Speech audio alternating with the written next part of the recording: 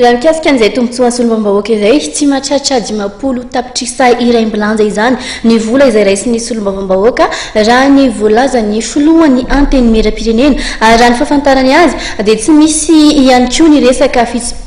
pitokisana na ny antsoina hoe motion de censure fa feo aeliany izany. Tsy dia moa izay zavatra hotenena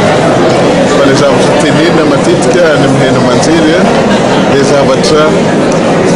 mifanalavitra be amin'ny tena zava-misy ka rehefa milaza an'izay moa zahay dia lazaina fa hoe manome leso saratra izany tsy manome leso fa ianareo mpanao gazety efa mahafantatra ny mikasika ny déontologie ianareo mpanao gazety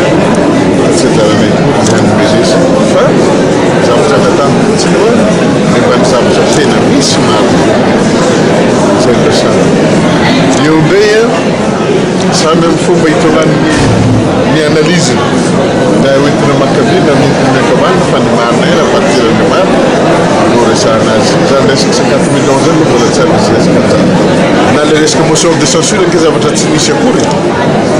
fa feo na ely manjary entina mampisavorivory say vahoaka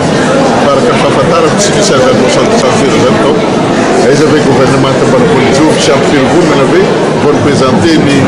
ny programme général de l'État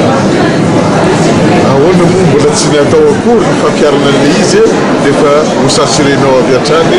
ny gouvernement mbola tsy miasa tsy misy lojika zany bela aloha le fotoanam-panjakana hiasa dia ho hita eo na anatanteraka le zavatra zay nanaovany fanamby izy na tsy anatanteraka zany zay vao mety mieritreritra zany